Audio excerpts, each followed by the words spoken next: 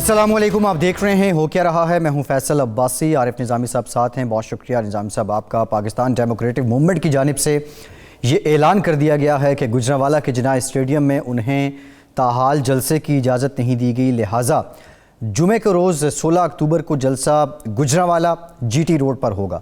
دوسری جانب سے حکومت کی جانب سے اگر دیکھا جائے، جو مقامی انتظامیہ ہے، ضلع انتظامیہ ہے، اس کی طرف سے ریڈز کا سلسلہ بھی جاری ہے، پکڑ دھکڑ بھی جاری ہے، مقدمے بھی دیے جا رہے ہیں۔ ساتھ ہی ساتھ حکومت جو اس وقت مصروف ہے، مہنگائی کی حالیہ لہر کو کنٹرول کرنے کی کوشش کی جا رہی ہے۔ آج بھی اس سلسلے میں نشست ہوئی ہے، جو وزراء ہیں انہوں نے بریفنگ بھی دی ہے، اور حکومت پرعزم ہے کہ آئندہ چند دنوں میں یہ جو مہنگائی کی حالیہ لہر ہے اس پہ قابو پا لیا جائے گا، اور جو مافیاز اس میں ملوث ہیں بقول حکومت کے، ان کو بھی کنٹرول کر لیا جائے گا۔ نظامی صاحب، اس وقت جو پاکستان کی منظر کشی ہے وہ پاکستان کی سیاسی نقشہ ایسا ہے کہ چکی کے دو پارٹ ہیں، ایک جانب حکومت، دوسری جانب اپوزیشن، اور بیچ میں عوام بما غربت پس رہے ہیں۔ یہ سارے جو اجزاء ہیں یہ سپورٹ کس کو کر رہے ہیں، حکومت کو یا اپوزیشن کو؟ اس کے علاوہ پاکستان بھی پس رہا ہے جی اس ماجرائی میں، جی، اور حکومت کی اپنی کارکردگی جو ہے وہ کوئی اتنی قابل ستائش نہیں ہے۔ جی، سب قیمتیں آسمان سے باتیں کر رہی ہیں، جی، شارٹیجز بھی ہیں۔ یہ بھی کہا جا رہا ہے جی کہ مافیاز فلانا مافیا، لیکن عملی طور پہ صورتحال یہ ہے کہ ایک بھی ایسا آدمی جس کو مافیا آپ کہہ سکیں جی، وہ اتنے گردان کے باوجود پکڑا نہیں گیا۔ تو اب تو حکومت کی خلاف تحریک جو ہے وہ شروع ہونے کو ہے، وہ کیا رخ اختیار کرتی ہے اس پہ بہت کچھ ڈپینڈ کرے گا، لیکن لگتا ہے کہ خان صاحب نے بہت دیر کر دی معاملات کو سنبھالنے میں۔ نظامی صاحب، ایک بات جو ہم کیا کرتے تھے کہ کتابوں میں لکھی معیشت، پریس کانفرنس میں گردانی گئی معیشت زمینی حقائق سے خاصی مختلف ہوتی ہے۔ اب یہ جو تفاوت تھی، جو فرق تھا، جو گیپ تھا، یہ مزید بڑھ گیا ہے، اور وہ جو آپ کہا کرتے تھے کہ ایسا نہ ہو کہ کہیں عوام خود ہی نکل آئیں، یہ اب اس موڈ میں تو نہیں جا رہا پاکستان۔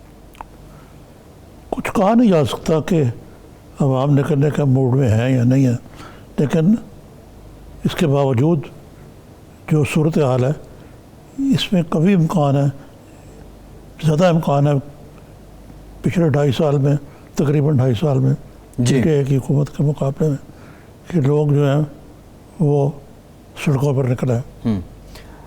نظامی صاحب، پچھلے 2.5 سال کا اگر ہم احاطہ کریں، عام لوگوں کا جینا دھوبر کیسے ہو گیا؟ ری انجینئرنگ معیشت کی کرنے کا نعرہ لگایا تھا خان صاحب نے، اس کے لیے انہوں نے کی بھی، ساتھ اکاؤنٹیبلٹی کو بھی جاری رکھا، ریفارمز کی بات بھی کرتے تھے، وہ سب بھی چلتا رہا، آئی ایم ایف کا پیکج بھی آ گیا، لیکن عوام کا جو طرز زندگی ہے یا ان کی جو قوت خرید ہے وہ کم ہی ہوتی گئی، اس کا معیار گرتا ہی گیا۔ یہ کیوں ہوا جب ایک جانب بہتری ہو رہی تھی؟ قوت خرید کی بات کر رہے ہیں جی، اس پہ میں کیا کہوں اور آپ کیا کہیں؟ جی، جو قیمتیں جو آسمان سے باتیں کر رہی ہیں جی، وہ خود ہی بول رہی ہیں کہ لوگوں کے لیے مشکلات میں کمی نہیں، اضافہ ہوا اس نئے پاکستان میں۔ جی، یہی تو سوال ہے نا نظامی صاحب۔ دیکھیں عام لوگ، اب دیکھیں جو امپلائرز ہیں، گورنمنٹ امپلائیز، وہ بیٹھے ہوئے ہیں اسلام آباد میں، لیڈی ہیلتھ ورکرز وہ علیحدہ سے احتجاج کر رہی ہیں، اس کا مطلب یہ عوام مشکل میں ہیں، اضطراب میں ہیں، تو تبھی نکل رہے ہیں نا۔ لیکن سوال یہ ہے کہ خان صاحب کی بڑی مخلصانہ کوششوں کے باوجود یہ ثمرات ریفارمز کے، معیشت بہتر کرنے کے عوام تک کیوں نہیں پہنچ پائے؟ کون سے ریفارم ہوئے؟ دیکھیں، اکاؤنٹیبلٹی کی گئی نظامی صاحب، یہ تو احتساب ہوا، انتقامی کارروائیاں یا اکاؤنٹیبلٹی ہے؟ جی، اس میں کون سی؟ آئی ایم ایف کا پیکج لے کے آئے، آئی ایم ایف نے جو کہا آپ نے مینوان مان لیا، وہ بھی بوجھ عوام پہ پڑا۔ بھائی کہاں مانا آپ نے؟ جی، آئی ایم ایف کی جو کریڈیشنلٹیز ہیں وہ ماننے کے باوجود پوری نہیں ہوئی۔ جی، معاملہ ایک قسم کا اس میں پڑا ہوا ہے، کھٹائی میں، لاک جام میں۔ آئی ایم ایف کا جو پروگرام ہے وہ معطل ہے۔ بڑے تمطراق سے آپ نے آئی ایم ایف کا پروگرام لیا تھا، جی، وہ نہ آگے جا رہا ہے نہ پیچھے جا رہا ہے۔ تو اور کون سے ریفارمز ہوئے بتائیے؟ ریفارم ایجنڈا کیا ہے؟ نہیں جہاں تک اکاؤنٹیبلٹی ہے جی اس کو اگر آپ سروے کر رہے ہیں آج تو اس کو اکاؤنٹیبلٹی نے اس کو انتقامی کارروائیوں قرار دیا جائے گا. جی اچھا نظامی صاحب، تصویر کا دوسرا رخ، یہ جو اس وقت حالات ہیں اور بالخصوص مہنگائی، اگین اپوزیشن کو کتنا بڑا یہ ایج مل گیا ہے، اور اب ایک جانب جب انہیں جلسے کی اجازت نہیں، انہوں نے کہا جی ہم جی ٹی روڈ پہ جلسہ کر لیں گے، اور ساتھ جو انتظامیہ ہے، شاہد خاقان عباسی جو سیکریٹری جنرل نے پی ڈی ایم کے، انہوں نے بائی نیم افسران کو اور ضلع انتظامیہ کو کہا کہ آپ حکومت کے ملازم ہیں، آپ شخصیات کے ملازم نہیں ہیں، آپ سرکار کے ریاست کے ملازم ہیں، لہٰذا پاکستان کے عوام جو ہیں وہ پرامن احتجاج کرنا چاہ رہے ہیں تو آپ اس طرح کے ہتھ کنڈے استعمال نہ کریں. اب یہ جائے گا کدھر؟ آپ کو لگتا کیا ہے؟ اس میں یہ کوئی دنگا بروکن فساد ریکارڈ ہے، خدا نہ خواستہ ہو؟ بروکن ریکارڈ ہے. جی مجھے یہ چیزیں دیکھتے ہوئے حکومتوں کی تحریکیں، اپوزیشن کی اس زمین میں جو کارروائیاں ہمیشہ تحریکوں کو روکنے کے لیے، اپوزیشن کے احتجاج کو روکنے کے لیے یہی انتظامی ارکندے ازل سے چلے آ رہے ہیں، ازل سے آ رہے ہیں اور ناکام ہوتے رہے جب تک کہ حکومت گر نہ جائے. یہی بروکن ریکارڈ جو ہے چلتا رہتا ہے. آپ دیکھ لیں یہ کوئی پہلی دفعہ ہو رہا ہے کہ آپ جناب جلسے جو ہیں وہ روکنے سے اپوزیشن کی تحریکیں رکتی ہوتی ہیں. کووڈ کو جواز بنا کے گیدرنگس کو روکنے سے جی تحریکیں رکتی ہیں. یہ نہیں میں کہہ رہا کہ یہ اپوزیشن کی تحریک ہے کتنی جان ہے، جی لیکن جو نروسنس ہے حکومت کی وہ یہی بتاتی ہے کہ آج کے پاکستان میں اور پی این اے کے دور میں یا اس سے پہلے اور بعد میں حکومتی رویے میں فرق نہیں آیا. رویے میں. اچھا نظامی صاحب، آپ نے کووڈ کی بات کی ہے، یہاں پہ بڑی انٹرسٹنگ صورتحال ہے. حکومت کا ایک تو ہمیں دوہرا معیار یہ نظر آ رہا ہے کہ پہلے انہوں نے کہا کہ ہم کسی طرح کے روڑے نہیں اٹکائیں گے، لیکن جب ہم دیکھتے ہیں جو گجرانوالہ سے رپورٹ ہو رہا ہے، ہماری ٹیم کر رہی ہے، وہاں پہ باقاعدہ طور پہ روکا بھی جا رہا ہے، ریڈز بھی ہو رہے ہیں، سب چیزیں. اپوزیشن کے رویے میں بھی تضاد ہے. ایک جانب اگر ہم سندھ حکومت کی بات کریں جو پی ڈی ایم کے الائز ہیں، وہ کہتے ہیں کہ کووڈ کی وجہ سے ہمیں بچت بازار اور دیگر ایکٹیویٹیز ان کو سکویز کرنا پڑا ہے، اور دوسری جانب وہ 18 اکتوبر کے جلسے کے لیے کال دی ہے وزیر اعلیٰ سندھ نے کہ وہ سندھ بھر سے جو لوگ ہیں وہ آئیں، وہاں پہ اجتماع تو جلسے میں بھی ہوگا، اجتماع تو بازاروں میں بھی ہوتا ہے. اب کووڈ ایک سیریس مسئلہ تو ہے، نہ صرف پاکستان، پوری دنیا کے لیے. یہ سیاسی رسا کشی میں نظامی صاحب کہیں حکومت اپوزیشن خدا نہ خواستہ کوئی نئی لہر نہ آ جائے اور پھر دیکھیں میں تو بڑا اس معاملے میں خود بھی میرا ویو ہے کہ ہمیں کووڈ کو سیریسلی لینا چاہیے، لیکن ہم نے نہیں لیا. اب اس لیے کہ حکومت کے خلاف ایک تحریک چل رہی ہے، کووڈ شروع ہو گئی. جی ہونا عملی طور پہ کچھ نہیں ہے. جی اب لوگ اس سٹیج سے آگے نکل چکے ہیں جی جہاں وہ کووڈ کی پرواہ کریں گے، اور یہ خاصی ایک کمپلیکیٹڈ سی صورتحال پیدا ہوگی. جی کل تک تو آپ کہتے رہے کہ جناب ہماری جو پالیسیز ہیں کووڈ کو کنٹرول کرنے کی وہ کامیاب ہوئی. جی اسمارٹ لاک ڈاؤن، جی فلانا لاک ڈاؤن، یہ وہ اللہ کا کرم ہے ہمارے پر، اور وزیر اعظم نے کریڈٹ بھی دیا اس کو. جی ایک دم کووڈ یاد آنا شروع ہو گیا. یہ میں نہیں کہہ رہا کہ کووڈ پھیل نہیں رہا، پھیلے گا نہیں، لیکن جو گراؤنڈ ریالٹیز جو ایسی ہیں کہ لوگ اب پرواہ نہیں کریں گے اس کی. جی اچھا نظامی صاحب، آپ نے گراؤنڈ ریالٹیز کی پہلے بھی نہیں کی بھائی. اچھا اب بات وہی ہے، حکومت، اپوزیشن اینڈ دین عوام کے مسائل کا ہم نے احاطہ کر لیا. اپوزیشن کے مسائل کی بات کرتے ہیں. یہ موومنٹ کیا واقعی حکومت گرانے کے لیے ہے؟ جس طرح مریم نواز بھی الٹیمیٹم دے رہی ہیں، مولانا فضل الرحمان بھی کہہ رہے ہیں کہ دسمبر یہ حکومت نہیں دیکھے گی، یا ایک دو جلسے کر کے کوئی اپنے معاملات سلجھا لیے جائیں گے؟ ایک اور بات میں کرنا چاہتا تھا کہ ایک اچھی بات ہوئی ہے کہ شہزاد اکبر صاحب آہستہ آہستہ شیخ رشید والی زبان میں کچھ سینس آف ہیومر آ گیا ان کی باتوں. اگر یہ نارملی اٹ از ناٹ فنی، اب مثلاً وہ کہتے ہیں کہ جی ہم قریب مریم ابا جی کے پاس نہ چلی جائیں، یہی کہا نا. جی جی کل تک شہاد اکبر ذرا اور طرح کی گفتگو کر رہے تھے. کیا یہ سائیکولوجیکل امپریشن کیا آتا ہے ایسے کل بیانات؟ کیا کہا تھا انہوں نے؟ وہ تو مریم نواز صاحب، مریم اورنگزیب صاحبہ سے متعلق کہا تھا وہ لفظ. اب نظامی صاحب کیا دہرانا ٹی وی پہ بار بار، لیکن سخت لفظ تھا، متنازع لفظ تھا. کیا لفظ تھا؟ کذاب بولا تھا انہوں نے مریم اورنگزیب کو. شاید ان کو قذاب کا مطلب اور مرکات نہیں پتہ. نظامی صاحب ناموں پہ اگر جائیں تو پھر تو بہت سے معاملات ایسے ہیں کہ جو بہت سلسلے تاریخ میں جن کی تلمی اور یہ مجھے بتائیں کہ یہ ابھی تک ٹیبل پہ کیا لایا ہے احتساب کے لیے؟ یہ تو وہی بتا سکتے ہیں نا. کتنے کیسز میں کنوکٹ ہوئی ہے؟ جی، سوائے ایک پری بارگیننگ کا کیس جو کل پرسوں ہوا ہے. جمیل الزما، مختوم جمیل الزما. ایک بھی کوئی چیز آگے نہیں، لاجیکل کنکلوژن کو نہیں پہنچ سکی. یہ تو نظامی صاحب آج سپریم کورٹ کی آبزرویشن ہے. انہوں نے کہا ہے کہ نیب کی جو تفریقی رویہ ہے اس سے کرپشن کے خلاف مہم کو شکست ہو رہی ہے. سپریم کورٹ آج ہی کہہ رہا ہے. اور اس طرح کے آبزرویشنز جو ہیں وہ بہت پہلے بھی سپریم کورٹ کی جانب سے آتی رہیں. احتساب نظامی صاحب ایک اور ہے، ایک اور جانب ہے. میرا سوال یہ تھا، عوام کے مسائل ہیں، عوام مسائل کے حل کے لیے شاید باہر بھی نکلیں، حکومت کے بھی مسائل ہیں، اپوزیشن کے بھی ہیں، لیکن اس سارے سینیریو میں اپوزیشن اپنے مسائل حل کرنے کے لیے کچھ لے دے کر جائے گی عوام کو پھر سے استعمال کرتے ہوئے، یا حکومت اپوزیشن حکومت کو گرا کے ہی دم لے گی؟ بھائی دیکھیں، یہ احتساب کا کام ہے نا، جی، یہ کسی انڈیپینڈنٹ ادارے کا، عدالتی سسٹم کا فریضہ ہے. اب آپ کو پتہ ہے کہ اس سے پہلے ایک اور آئے تھے صاحب سیف الرحمان، جی، انہوں نے احتساب بیورو کا نعرہ لگایا تھا. جی، اور یہ تو کچھ بھی نہیں جو انہوں نے بے نظیر کی طرح بے کسی. جی، ٹھیک ہے، کچھ نہیں نکلا. اس سے پہلے بھی یہ ہوا، اس کے بعد بھی ہوا. یہ تو جو ہے حکومت کا کام نہیں کرنا، یہ کسی انڈیپینڈنٹ باڈی کا ہے.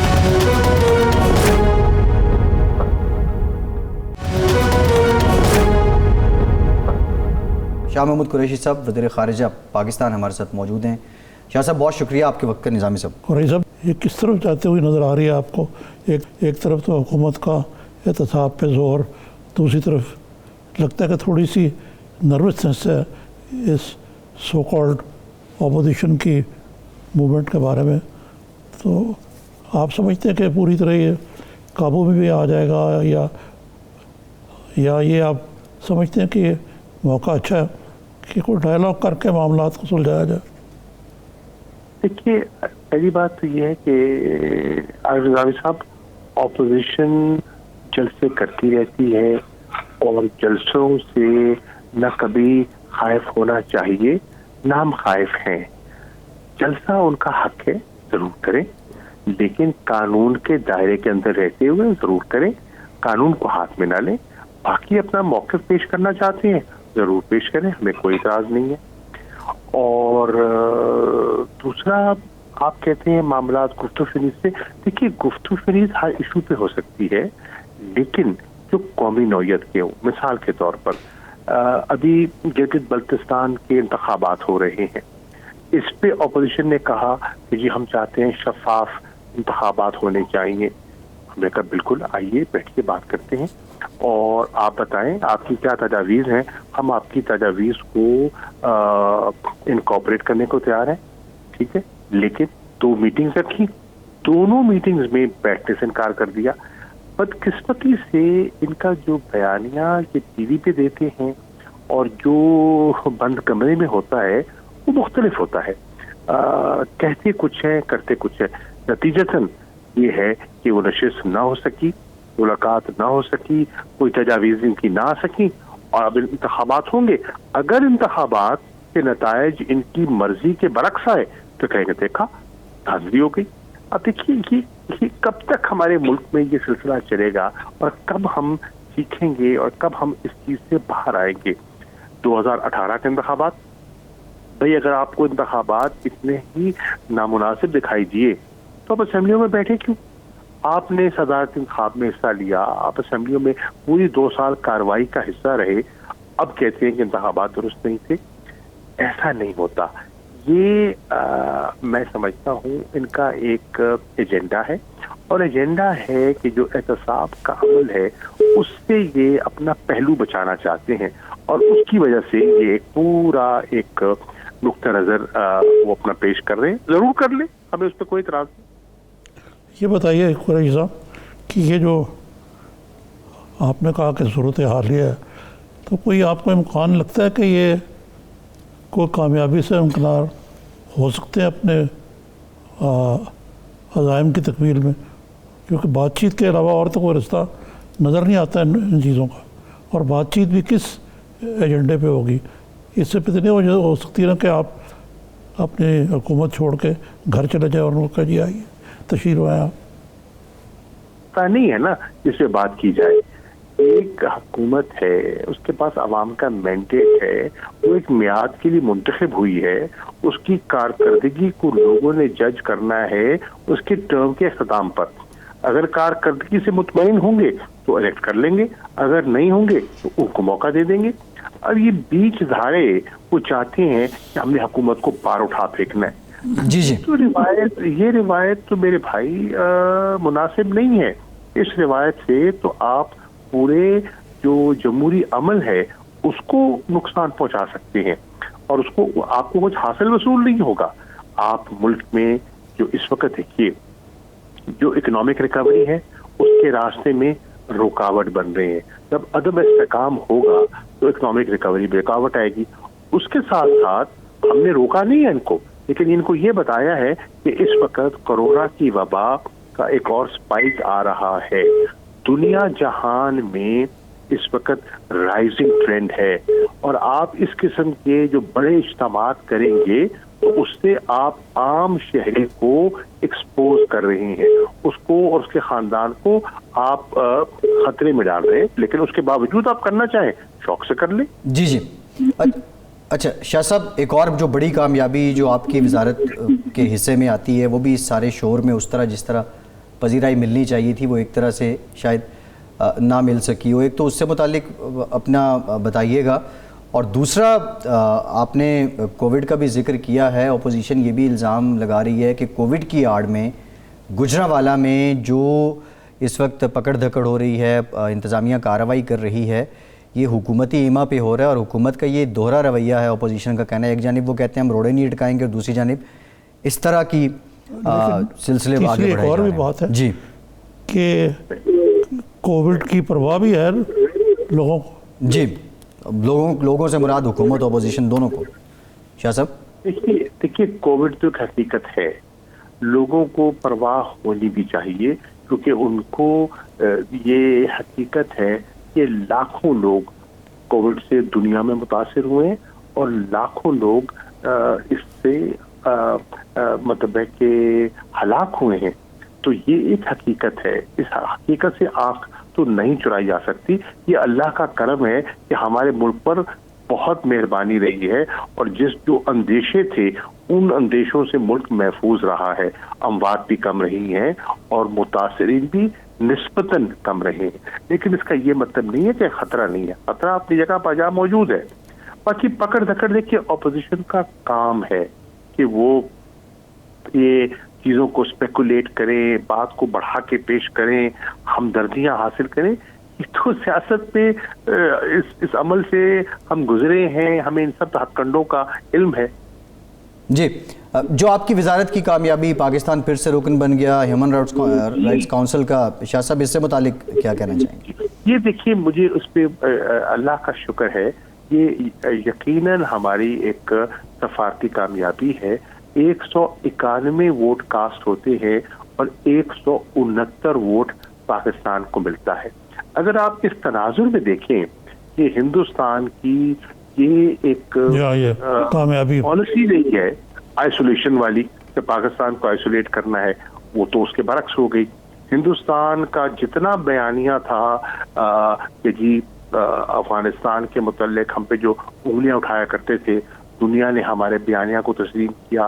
آج پیس اور ریکنسیلیشن کا جو عمل آگے بڑھ رہا ہے, پاکستان کو سراہا جا رہا ہے, پاکستان کی تعریف کی جا رہی ہے. ہندوستان کا جتنا بیانیہ تھا کہ جموں مقبوضہ کشمیر میں حالات نارمل ہو گئے ہیں, دنیا اس کو تسلیم نہیں کر رہی. اور ہیومن رائٹس کاؤنسل میں اگر پاکستان کو یہ کامیابی ملی ہے اور ہر ریجن سے ہمیں ووٹ پڑا ہے, چھوٹے ممالک میں دیا ہے, ترقی پذیر ممالک نے دیا, انفلوئنشل امپورٹنٹ ممالک نے بھی دیا ہے. تو اس سے جو انسانی حقوق پامال ہو رہے ہیں وہاں, اس مسئلے کو اجاگر کرنے میں اور ان کی آواز اٹھانے میں پاکستان ایک مؤثر کردار ادا کر سکتا ہے. ٹھیک, بہت شکریہ. وزیر خارجہ پاکستان شاہ محمود قریشی ہمارے ساتھ موجود تھے. ایک بریک لیتے ہیں اور بریک کے بعد جو اس وقت سیاسی معاملات چل رہے ہیں انہی پہ مزید بات کریں.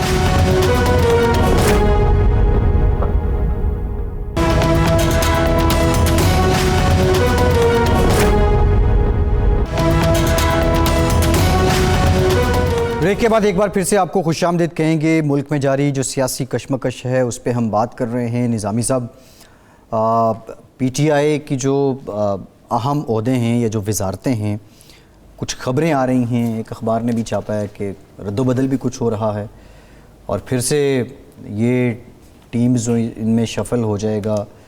کتنا فرق پڑتا ہے اگر وزارتیں 6 مہینے بعد, 7 مہینے بعد, 2 مہینے بعد بدل دی جائیں؟ دیکھیں یہ جو ری شفل کی باتیں ہیں یہ تو لیک کر دی جاتی ہیں. جی, اب فردوس عاشق اخوان کا بھی نام آ رہا ہے, لیکن عملی طور پہ جس وقت پورا ملک تغیر و تبدل کا شکار ہو اور پی ٹی آئی کی حکومت خلاف تحریک چل رہی ہو, تو مجھے نہیں نظر آتا کہ اس موقع پہ to upset the apple cart possible ہے. اس سے تو اور انتشار پھیلے گا. پلینگ 11 چینج نہیں ہوگی آپ یہ کہہ رہے ہیں فی الحال؟ ویل پلینگ 11 مجھے تو نظر آتا کہ ایسی کوئی بہت بڑے پیمانے پہ تبدیل کی جائے گی. یہ الگ بات ہے کہ کوئی ایسی صورتحال پیدا ہو جائے جی کہ کسی کو فارغ کرنا ناگزیر ہو جائے, وہ تو نظر نہیں آ رہا مجھے ایسا ہوتا. جو ایم این ایز منسٹرز نہیں ہیں یا پارلیمانی سیکریٹری نہیں ہیں وہ سارے 12ویں کھلاڑی ہیں. 12ویں یا 13ویں ہیں تو صحیح کھلاڑی. نہیں 12واں کھلاڑی تو 12th مین تو آپ کو پتہ ہے نظامی صاحب, ہاں ایک سگنیفیکنس ہے نا. مجھے پتہ ہے لیکن مجھے کوئی 12ویں کھلاڑی بھی نظر آتے ہیں. اچھا, فردوس عاشق اخوان صاحبہ کا آپ نے ذکر کیا ہے اور جو خبر ہے اس کے مطابق تو فواد چودھری وفاقی وزیر ہوں گے اور فردوس صاحبہ special assistant to P M ہو سکتی ہیں, جو اخبار نے لگائی ہے. ہماری آپ کا مطلب ہے کہ چلے ہوئے کارتوس جو ہے بندوق میں دوبارہ لوڈ کر دی؟ نہیں, یہ دونوں کارتوس ایک ہی بندوق میں آ جائیں گے, یہ سوال ہے. نہیں, خان صاحب یہ تو کہیں گے یہ بازو میرے آزمائے ہوئے ہیں. فردوس عاشق اخوان نے کون سا ایسا کمال کر لیا اپنے پہلے ادوار حکومت میں جو آپ کو کوئی تبدیلی آئیں گی؟ وہ محنت بڑی کی تھی انہوں نے, یہ ماننا پڑے گا. وہ کمال تو دیکھیں, وہ فواد چودھری صاحب سے بھی میڈیا کو لے کے اسپیسیفکلی کچھ نہیں ہو سکا, لیکن یہ جانا جاتا تھا کہ پارٹی کو ڈیفینڈ کرنے میں یہ دونوں. تھوڑا سا میں جی, آپ نے کیا یہ سوال کہ میڈیا مینیجرز کا بھی ایک رول بڑا ڈیفائنڈ ہوتا ہے اور بڑا مشکل ہوتا ہے. جی, جو اگر کوئی چیز ٹھیک ہو جائے تو کریڈٹ حکمران خود دیتے ہیں, خراب ہوتے ہیں تو کہتے ہیں جناب وزیر اعظم یہ وزیر اطلاعات جو ہے کام تو بڑا اچھا ہو رہا ہے, حکومت کی صحیح پیش نہیں کر پا رہے, ترجمانی نہیں کر پا رہے, عکاسی نہیں کرنا پا رہے. جی, تو اس لحاظ سے آپ دیکھیں تو یہ بات کہنے کو تو اچھی لگتی ہے, لیکن عملی طور پہ جیسا حکومت کی کارکردگی ہوگی, جیسا بیڑا غرق ہوگا, ویسا ہی سامنے آئے گا. مثلا اپنے لیں مثال لے لیں, اکانومی کو مینج کرنے میں یہ حکومت کہاں تک کامیاب رہی ہے. جی, اب اگر آپ کہیں جی کہ یہ سارا کچھ جو ہے یہ اس لیے ہوا ہے کہ شبلی فراز صاحب نے ٹھیک طرح پیش نہیں کیا, اس سے پہلے فواد چودھری نہیں کر سکے, کہنے کو تو آپ جی کہہ سکتے ہیں, اور یہ بھی کہہ سکتے ہیں کہ جناب دیکھیں حکومت ہم نے تو بڑا اچھا کام کیا ہے, جی, وزیر اعظم آپ نے بڑا, لیکن جی ٹھیک ہے. نظامی صاحب, پی ٹی آئی میں یہ وزراء میں بھی آپس کے جو معاملات ہیں, کل جس طرح ہم نے رپورٹ کیا کہ ایک دوسرے پہ پھر تنقید کی, ایک دوسرے پہ جو ہے وہ برستے بھی رہے وزراء, یہ سلسلہ بھی ہے. لیکن جو لوگ وزیر نہیں ہیں اور بڑے سینئر سیاستدان ہیں اور دوسری پارٹیاں چھوڑ کے آئے ہیں پی ٹی آئی میں, ان کے بھی شکوے اپنی جگہ ہیں. راجہ ریاض صاحب فیصل آباد سے ایم این اے ہیں, پی ٹی آئی کے رہنما ہیں. راجہ صاحب بہت شکریہ آپ کے وقت کا, آپ نے ہمیں جوائن کر لیا ہے. نظامی صاحب, 6 مہینے کی 24 تاریخ تھی غالباً, راجہ صاحب نے کہا تھا کہ میں عوام کی حالت دیکھ کے اب مجھے نہیں لگتا کہ میں چل سکتا ہوں, میں تو استعفیٰ دے دوں گا, اور اب پی ڈی ایم کی موو جو ہے وہ بھی ایک طرح سے اس کا آغاز بھی ہو گیا ہے. راجہ صاحب کا اب نقطۂ نظر کیا ہے, یا ان کے شکوے ختم ہو گئے ہیں؟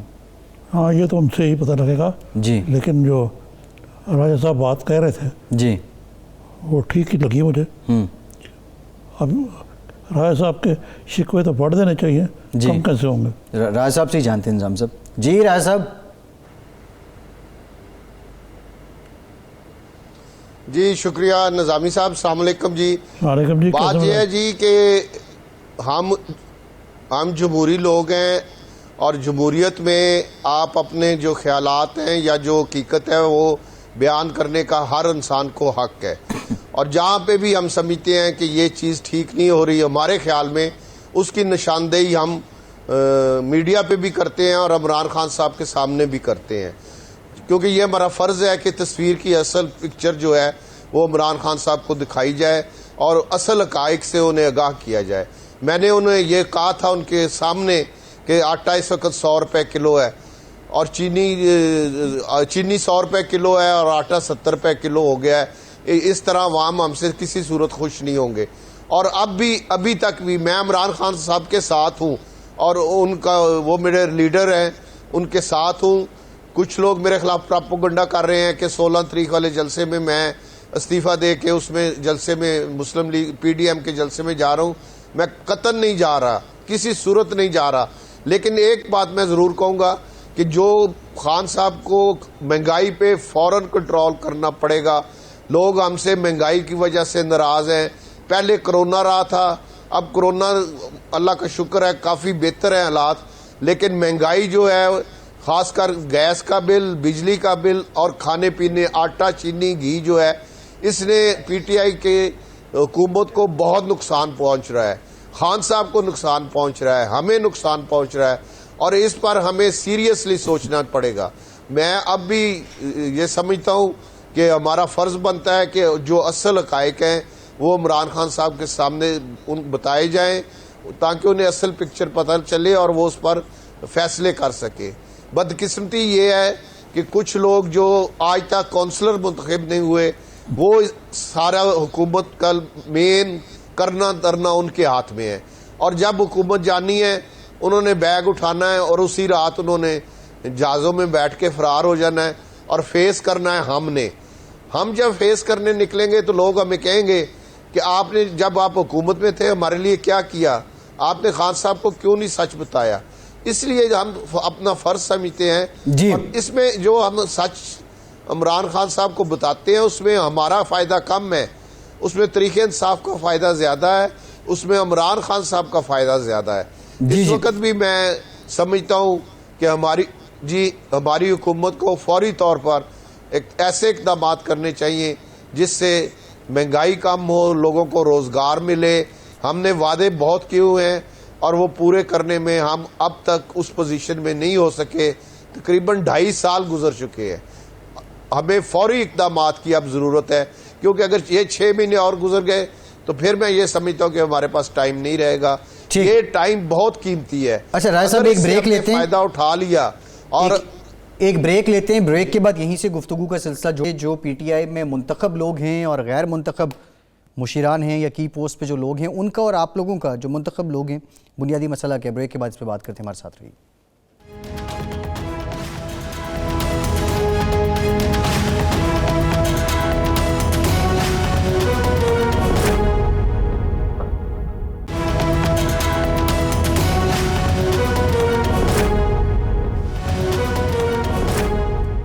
بریک کے بعد ایک بار پھر سے آپ کو خوش آمدید کہیں گے. راجہ ریاض صاحب پی ٹی آئی کے رہنما ہمارے ساتھ موجود ہیں. نظامی صاحب, نور عالم خان صاحب کے پی کے سے پی ٹی آئی کے ایم این اے ہیں. راجہ صاحب اور ان میں سملیرٹی یا کامنالٹی آپ یہ کہہ لیں کہ یہ دونوں پیپلز پارٹی کے کرتا دھرتا تھے. یہ پنجاب میں تھے, وہ کے پی کے میں تھے, پھر یہ پی ٹی آئی میں آگے وہ بھی ایم این اے ہو گئے.